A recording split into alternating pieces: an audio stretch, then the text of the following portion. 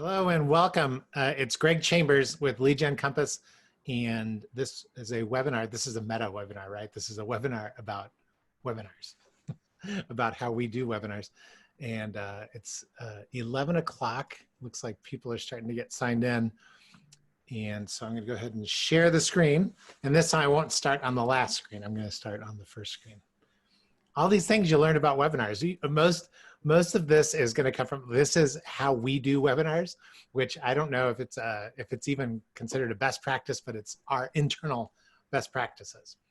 And if you're not familiar with us, LeadGen Compass is the marketing arm. We do the third-party marketing campaigns for customers of Go Leads and US Farm Data. And so we're all part of the same company. But that's where LeadGen Compass is, if you haven't seen that before. Let me get this thing going. So today, what we'll be covering is webinars.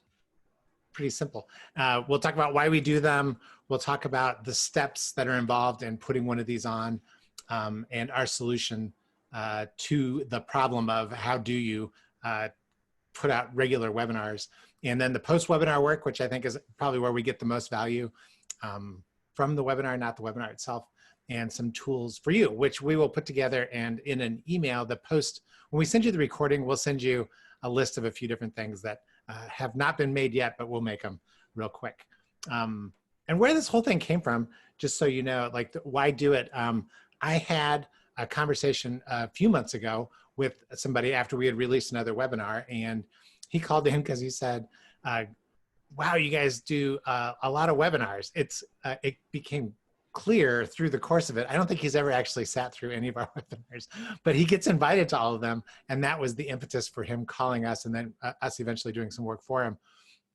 And so in that sense, that's why we do the webinars, right? It helps us attract new customers. It helps us bring in new business. It helps us share ideas. So we have a lot of things that we believe and that we've been working on, and it's a vehicle for us sharing those ideas with others. It gives us good content is another reason too. We've figured out a way to get a bunch of these things down. We have an e-booklet that we share with a lot of people called The Perfect Growth Formula. And if you've never seen that, we'll include it as one of the giveaways here, but that originally started as a webinar. And we'll show you, I'll kind of talk through what we do with that. It was a post-webinar product that we had put together after that. It helps us find new people to talk to, and eventually, right, it helps us grow our business. So that's the reason why we do it, and this is all thanks to Todd. Thanks, Todd, for giving us the impetus to get behind that. So let me give you some stats. We had done webinars sporadically for, starting in about 2012, I think is our very first one. But we were doing, it was just whenever we got them put together, and they seemed like they were kind of a pain in the butt.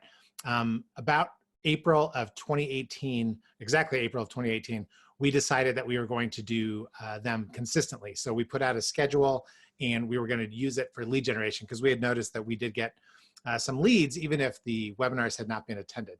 So during that time period, I went back and looked. So Sarah, Sarah and Spencer, you'll be impressed that I went back to, I went into our email tool, and 453,000 emails went out during that time period. Sounds like a ton because it is a ton.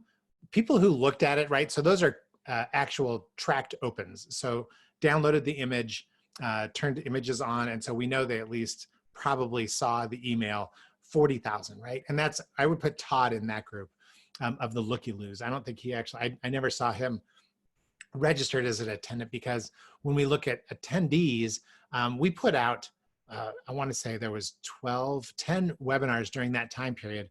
And a lot of people, we actually had some people that went to all 12 of them. I don't know, hopefully it helped them, or if they just like hearing the sound of my voice or Bill's voice, but 410 of them are unique that came from that group. So we've had hundreds of attendees. That led to each month, we probably get 10 to 20 new follow-ups that we can go after, reach out to, that, it's an excuse to reach out to them because they fit our criteria. And then we've gotten dozens of new orders, which helps fuel this is why we continue to do these things. So if you have questions anywhere along the way, go ahead and use the chat box. I forget to say that, but if you want, just throw any questions about anything related to webinars. Either I will answer them or Sarah and Spencer will answer them. And then our organic traffic built up. So we use the post-webinar. One of the valuable things that we get from it is this. So I picked US farm data. So this is some stats from US farm data. Looks like from last July to the end of last month. And it's just organic traffic to those pages of the webinar. So we have that. But what you see is that the content gets picked up on, right? So it's got a video, because we can turn these into videos. We've got transcripts, which gives us text. And then we do some search engine optimization around it, but it's a way to bring in people who are, because we only talk about things that we do. And that's what ends up bringing some people to us. And I know we've found a few leads. I don't know. Actually, I think we have gotten a few new pieces of business from it, but we've gotten inquiries where people have found us via YouTube or something else, because that's what they were looking for. A lot of conversations for sure. So let's start with where we start all the time, right? Which is with the end in mind. When we set out to do this, the goal was to see if, well, it was, we had just turned something into a booklet and we were like, well, let's get all the rest of our ideas at least into a webinar that we can use for future content. So what do we call that? So there was kind of lead generation, but content generation was primary for us. Trying to build out our websites and see if we can attract more traffic that wasn't coming from our traditional channels. What we were offering in exchange for that is we would talk about what it is that we think people should do. So we picked a bunch of different topics for LeadGen Compass, right? A lot of it is lead generation, and that's what this is too. And what we're offering is our take, our unique point of view on how we do it. And I'm not saying it's the best way to do it, but it is a way to do it, and it does produce some results. And then thinking fifth sale first, which is, how can we, if we're not so worried about generating a business immediately and closing everybody, whether they like it or not, but instead we start a relationship with them, how could we educate our prospects? And as our owner, Bill Matern, likes to say all the time, how do we inspire prospects to take action, to trust us with some of the questions that they have and some of the problems that they're working on, as well as, are we demonstrating expertise that we can actually do what it is we say we can do? So with that, let's jump into all the pieces of the puzzle. First of all, it starts with the schedule, right?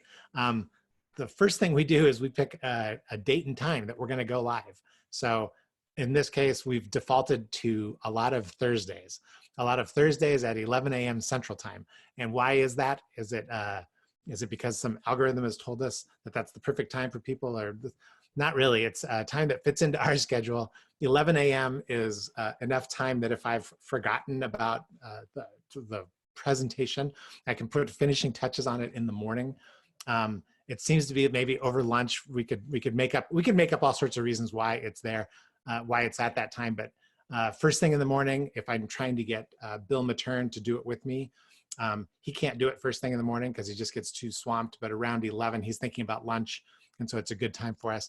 It doesn't matter to me, it's just that it needs to be on the schedule because then we work backwards from that. So let's say it's today. What is today? The 20th?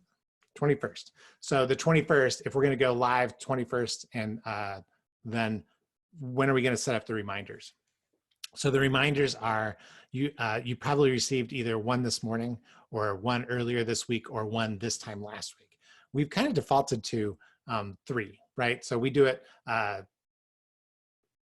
like if we know that we need to get these things set up, then the week before, right? If we're gonna send that first reminder Thursday the 14th, we need to make sure that we have content ready at that time. So the week before, we're trying to get that. The week before that, we need to come up with the topic, right? And the topic email, Monday before morning up. Thanks. And Sarah will clarify inside the text box what it is that we're working on. And so the week before that is where we need to, Sarah's usually prompting me with content. I could show you the emails, but we have an internal system. We use Entreport, and Entreport helps us, just kicks out some reminders So if we tell it that this is the date that it's going to go, it knows that 2 weeks before it's sending a reminder to me, hey, the content is due. What is this week's or this next webinar going to be on? And then the week before that, or maybe it's the week before that we put that on. So either way, we work backwards from the date. So the key piece of this is picking a date and time, not necessarily the content. We don't always start with the content. As a matter of fact, we rarely start with the content, but we always start with the date. The first time we did that first series of 12 webinars, we just put them on the schedule, right? And they were called webinar 1, 2, 3, 4, 5, 6, 7, 8, 9, 10, 11, 12. And then we work backwards into topics there once we got our schedule set up. So we'd recommend that.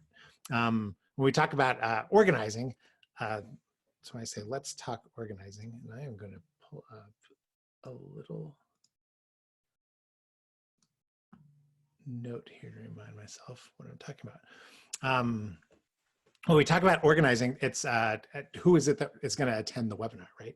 So in our case, the first thing we start with is, do we have an in-house list? And if you've received these, there's a chance that you've either reached out to GoLeads or US Farm Data, and that's how you've gotten on the list. A few people have come through LeadGen Compass themselves, and probably there's a rare few that have found us somewhere out on the web. We don't do a lot of cold, right? So we try to, our internal list is big enough that, and really, we know that those people are trying to grow their business. The only reason most people come to GoLeads or US Farm Data with any questions is because they're thinking about growing their business. So when we reach out into the general public, we don't know what's going on. So we don't do a lot of cold outreach. So we organize our in-house list, which we'd already been emailing before. So we had that. And then we started talking about like the numbers, like what is it that we expect to attend. We've had webinars where there's been over 100 people who have signed up. So we'll talk about this in a minute, but our limit is 100. And we bumped into one where it was way oversubscribed. The good news is not everybody shows up. Like even today, I bet if I peeked the number of people, yeah, so it's a fraction. It's always a fraction. Most of our webinars, I've had webinars where we've run it with 4 people. For other projects, we've done webinars with nobody. Nobody attended. And the reason is because we're also after this greater piece of content. And so it's still a good exercise. When people are attending, it'd be nice if they ask questions, then you can kind of get a back and forth feel on things. And I'll tell you how we deal with that too. But in general, like even with our list size, the topics, it's very topic driven. The super popular one was about Facebook and how to generate business-to-business leads on Facebook. A lot of interest in that. We've had other ones where it's like, where we talk about like our main product, which is lists, these marketing lists, how to get the most out of lists. Those were sparsely attended, probably to say the least. So numbers to expect, whatever number it is, it's if you get over 100, you probably have a pretty good list and a super great topic. You'll need to think of upgrading whatever it is that you're using as a tool. But for myself and for most of the people that I work with, the under 50 is common, and then half of those people show up. A lot of people wait for the recording. So we can work on that. So either way, the show must go on, right? Whenever you set the date and it's going to go live, get it going, because what you'll find is that you do get a lot more people who, like today, we'll get a bunch of signups, and I know people are just going to pop in, either take a peek for the first time today, or they'll watch the recording, because we do get a lot of recording views on the backside. So content, of all the things, this is probably the thing that is where most people get a little stuck. If there's a scary part, it's what is it that we're going to talk about? The way we start is we just make a list, right? We brainstorm content, and it's based on the questions that our salespeople are hearing. Salespeople are the best place to get these questions. Yeah, they'll always default to, well, the number one question I get is about price. So beyond price, what are some common questions? And you might need to ask this a little bit over a period of time to get some different ideas as to what it is that people are asking about. Whatever somebody actually takes the time to call in about is probably a good topic of conversation going forward. we do a lot of internal things like, what is it that we'd like to learn more about internally? Because in putting these together, it's a great chance to, organize your thoughts around like, what is it that we do and what is it that we believe? What things do we agree with and not agree with that are out in the marketplace? So we make that, and then we bounce feedback off. So lately we just we plow ahead with whatever it is we feel like doing. But back in the day when we were doing the 12, we surveyed internally with a list. Once we had a list of about 20 topics, we surveyed internally, and then we surveyed externally. And from there, we were able to narrow it down to, we knew Facebook was going to be #1, and we knew that the list information was going to be dead last. But we still put them together and then tried to come up with topics or ways to talk about it that were interesting to people, or we thought might be interesting to people, and then pick one, right? So if you're doing your first series or you're doing your first webinar, just do one. It really doesn't matter which one it is, I don't think. Because you'll learn more as you go along the way, and we'll pick up on some of those. Outlining is the big secret to all content, right? Because once it's, here's what it is that we're going to cover, then it's what are all the things that people need to know about it, right? So I always start with the emails. If you've read the emails and you pull them all up and laid them next to each other, you'd find out that they kind of follow the same format, which is, what is it, the topic, right? So here's the topic. What is it? Why is it important? And then what are you going to walk out with if you attend the webinar? And then from there, that we can usually generate an outline on there. And then I'd recommend, I put interviews on here. So once you generate an outline, even though you have a lot of things that you want to talk about, if there's anybody out there that you can interview about it, it would be, the content is a little more interesting. So I say, do as I say, not as I do in this case, right? Because it's listening to one person talk for 30 to 45 minutes is not the most interesting thing. Listening to two people talk is a little bit more interesting. I default to funny drawings, little guys looking through binoculars. And then I'm a big believer in PowerPoint. The solo video where it's just looking at a face. I've taken some online courses like this where you're listening to a lecture for 45 minutes. That's really hard. Solo is hard, right? That's why interviews work, two people work well together, and then practice it. If you're still nervous, run through it once. I can tell you is we've done 25 of these, and then I've done a few more for clients, and you get it down over time. You start to figure out like at least what it is that you're going to be doing on there. And this is what an outline to me looks like. So if you want to see what it is we're going to cover today, you can jump ahead.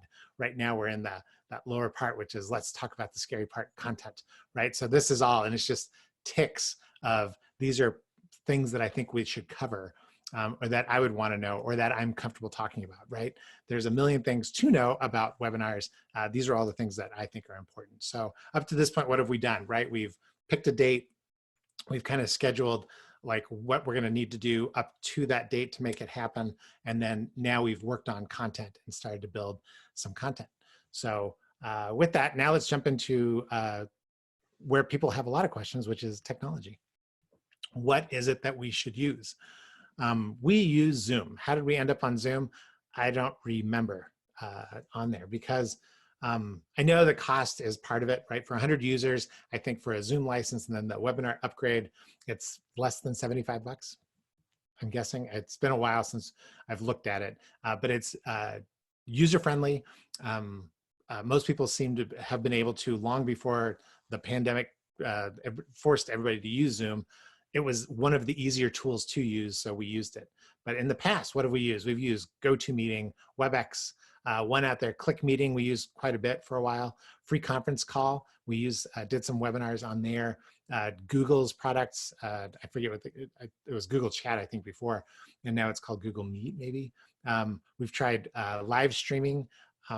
The least distracting, most useful for what it is that we do has been Zoom, but it could be anything. The key is, does it record? So right now this is being recorded, and that seems, for us, that's the biggest, most important thing is it easy to record? Does it because they all seem to have like registrations and reminders and ability to brand and do things like that. We just want to make sure that it's usable, it's pretty stable, that people are familiar with it and don't have too hard of a time getting on to it. So that's what we use when it comes to technology. When we get into promotion, right? So now at this point, right, we've got content laid out. We know what tool we're going to use. We're ready to use it. Now we actually need to finish up and get the people in the door, get the people signed up. We've defaulted to 3 touches. So like Sarah put in the text chat, we do a week before we send an email notifying that there's going to be a webinar, the Monday before, and the morning of. The Monday before, we'll take out anybody who has registered for it, and the morning of, I think everybody's removed from, registrants are removed too. And I think Zoom sends out a reminder to anybody who's a registrant. But inside there, right, that's where all those impressions that we talked about, the 400,000 impressions over that period of time in 2018, that is where most of those come from. If we know that most people will see the from, like who it's from, and then they'll see the subject line, which is webinar with the subject. And I think like the guy who prompted this, Todd, that's all he's probably ever seen. He's never registered for one, we know for sure. Email is our #1 way of getting people into the webinar. So we do this, again, we do it internally. We don't try to attract a lot of outside prospects this way. We focus more on people who are already familiar with Go Leads, US Farm Data, or LeadGen Compass. That list is actually growing up nicely. Sarah and Spencer will put together audience ads. So they'll take those lists of customers and bump them into Facebook, and then use Facebook's ad platform to remind people that the ads exist. We have found a bump on there, but Sarah's also found that when she does the tracking links, we've gotten a few from LinkedIn or Facebook running these ads, but not our primary source of registrations and promotion is email overall. And yeah, that's like I talked about. Invites are impressions, right? It's another way of staying top of mind with people. We know that we've subscribed to the rule of 30. So lately I know that people have been talking, I've heard more people talking about the rule of 7. And we had updated the rule of 7 internally years ago to be, it's no longer, it takes 7 impressions of a message to get through to people. It's now 10. And then people are so busy that only 1 in 3 of those messages are getting through. So plan on being in front of people 30 times in order to, especially new people, in order to bring them in of one message. And so invites are another way of doing this. The audience ads are another good way of helping with the impressions. And then when it comes to engagement numbers, I kind of ran through those on the front end, but for the most part, you know, we know it's going to be a great webinar if we get an immediate, 15 to 20 registrations. We know it's going to be, the topic is off topic. Nobody's really interested if we get like 2 or 3. That being said, we know we get whatever number it is. So say it's 20 people who register before the webinar, the morning of is always a 20% bump. So whatever that number is, if there's only 10, we'll get 2 more people by reminding them the morning of. If there's 100 people, we'd probably get 20 more people to go at the end. Not everybody attends, and that's not only my experience, and I'll share this with you. We did an association presentation the other day, and they had consistently 200. When we're looking at the attendees, there was 200 and some people that seemed to be pretty engaged the whole time. When I talked to the staff afterwards, they explained, oh, that's just, that's CPE credits. So they were doing continuing education credits. And that's why they're like, oh yeah, so we kind of force people, and they have to be there. They get poll questions where they have to answer, yes, I'm still engaged. We're not producing content for that, right? We're doing content like a blog post. Like we could do a blog post on webinars. This is a detailed blog post on webinars, and we'll talk about that going forward. So we've got everything. Then it's time for the live event. And my favorite events are when I can talk Bill, the owner, into joining me. So for a second there, Spencer logged in as Bill, and I thought, oh good, I get to Bill, because Bill always asks questions and he tells me when I'm being unclear and restates things. But when we have the webinar together, right, it's ready to go. So the PowerPoint needs to be ready. It's just a share screen with the PowerPoint. Conversation is a plus if you get some back and forth, but otherwise, right, it's generally we don't pick topics that I don't know a lot about, and so I can usually go on and tell some stories here and there. I try not to watch the attendees; it's distracting. The number goes up and down all the time. So Sarah and Spencer can watch the attendees for me and tell me how engaged people were. But overall, I'm there to do my best job trying to talk to the camera and deliver the content. Helpers are key. The one thing about this association that I did is there might have been 8 people who helped manage the thing because people were coming on and off. I had a 15-minute segment out of 2 hours where I jumped on near the end, but I had to be queued up with somebody, and it was pretty impressive. Sarah and Spencer do all that work for us in here. They set it up and they know how to manage it should anything go down. And the most common thing that goes down is, Greg, we can't hear you. The slide isn't advancing, things like that. So use helpers and start on time, right? So we tried to start on time today. We're 26 minutes into it. It'll go, most of these go for between 35 to 40 minutes. Just to talk about, to give a high level overview on some content, right? We're not teaching a class here. We're just trying to expose some new ideas to people. And then the big thing is record it. Remember to click the recording. I was just commenting to Sarah, there's been all these, now that everybody's using Zoom, there's all these updates to it. And one of the updates seems to have turned off the automatic recording. So luckily we caught it, because that's the kind of thing that is depressing, is when you run a webinar and then at the end of it, the recording doesn't happen and you need to re-record it by yourself with no audience, thinking of all the things that you've already said before. Post-event. So at this point, right, we picked a date, we built our schedule, we made some content, we finished the content, we promoted it, we got people to attend, we set up a webinar, we delivered the event, and now we're done. So what is it we're gonna do? The first thing is we would like you to put your recording on YouTube. So I use iMovie because I have Macs. And so basically just I suck the recording into iMovie. I put a beginning and an end on it. I cut off any parts where it was particularly bad, but for the most part, that's really all the editing that gets done. Occasionally, there's been a problem with the slides and I've had to record over it or something like that. But for the most part, it works well. And then it's got a connection. I just connect it to the YouTube account and it pulls it in. The slides I get over to Spencer and Sarah, and they turn those into PowerPoints. So, into a PDF. So sharing a PDF, I think at some point we were trying to put these on LinkedIn under SlideShare. But again, these are pieces of content now that we've got some artifacts that we can spread around the web. SEO, you can SEO the page with the transcript. So we use a company called Verbal Inc.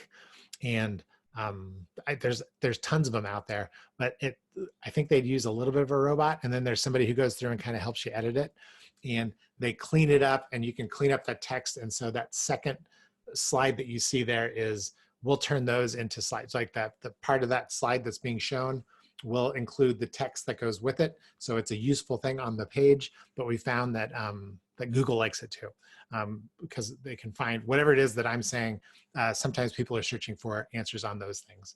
And then we put downloads at the bottoms, right? So, well, we create this page, and then that takes Spencer and Sarah a couple days to get around to it. And then once it's done, then we're ready to send a notice to everybody. Hey, the recording is available. You can click. And we send that to all registrants, anybody, because we're trying to share it. And then later we schedule it for future shares. So right now we probably have a lot of things that we could share. We're in the train mode where we just keep producing more and more content.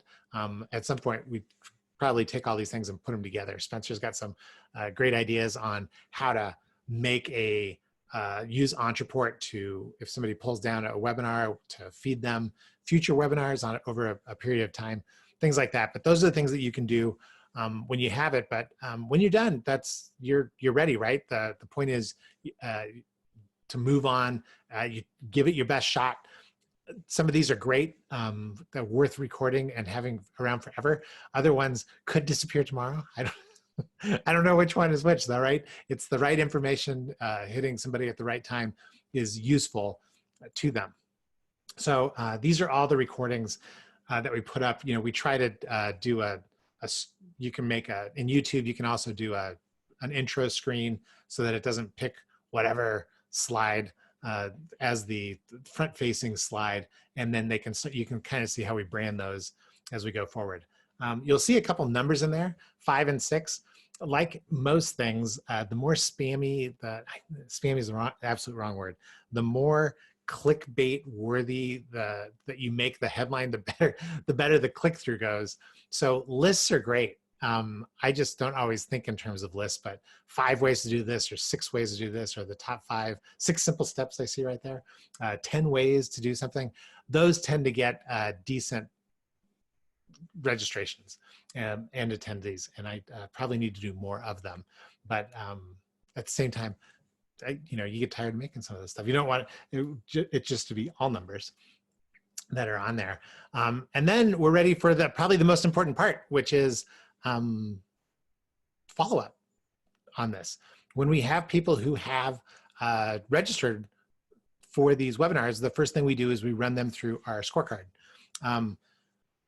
Our scorecard, we've actually we did a webinar on how to build a scorecard, but we have a few criteria that are important to us and as what we're looking for in prospects. And then we have a scoring system. And so we give them all our reps can go through and they can score them really quick. And that helps us prioritize who to follow up with and when.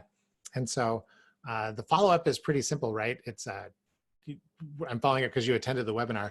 We know most people's response is, oh, I haven't had a chance to look at it.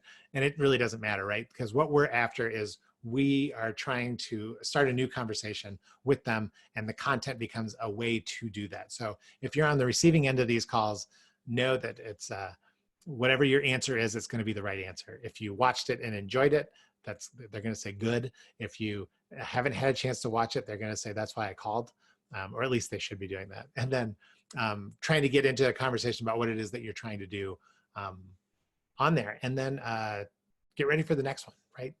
We space ours. We found, I think, that somewhere around 4, no more than 1 a month, but I think we're at about 6 weeks is what it takes. And then because that gives us time, if there's a hot topic, like we did one on the COVID-19, like what a marketer is supposed to do when everything shut down there in those first couple of weeks of, or in the middle of March.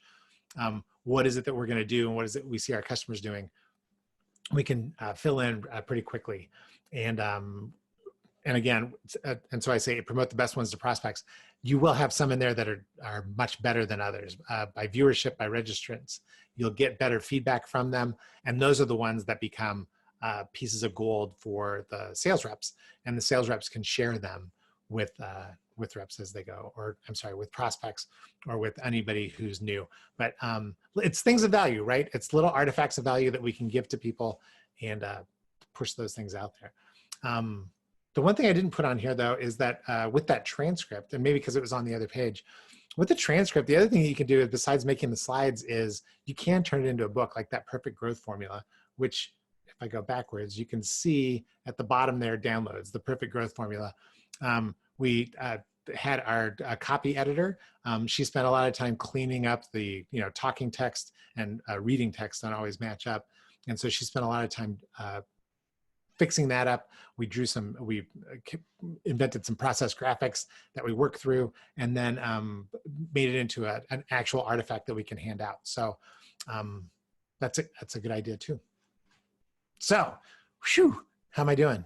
I'm at 35 minutes and I don't see any questions. So wrapping it up, the thing that we do, if you're putting together your webinars, right, begin with the end in mind.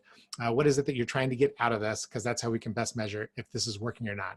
And the reason we do so many of these is because on our long-term measures, does it help us bring in more traffic? Does it help us help our customers that are marketing, and does it, engage with people. It does all those things, plus it provides leads to us.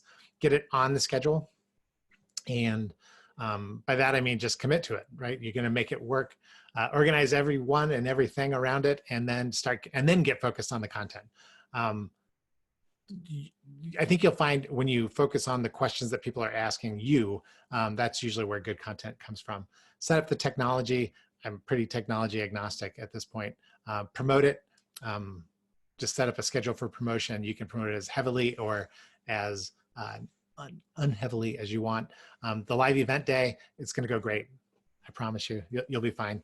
And then post-event, schedule what's going on after you get done, because that follow-up is the key part to it. I'm surprised the number of webinars I go to that are held by big companies and I never hear anything back. The only thing I can figure is maybe I don't score well on their scoring system. So then we'll jump into questions. Hey, there is a question. Dean, interested in reaching out to soybean. Is that something you can help me with? It is, mostly because we have the soybean farmers in Wisconsin.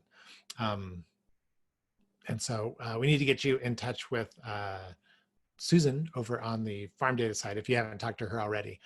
But there's certainly a lot of ways to get in front of soybean farmers. Webinars we found with farmers is not necessarily the very best thing, but we have other ways and other things that we can do to help them. So thanks for the question on that. If there's any other questions, you can type them in. But otherwise, we can help too, right? We'll send some of these things to you. We'll send you a sample timeline.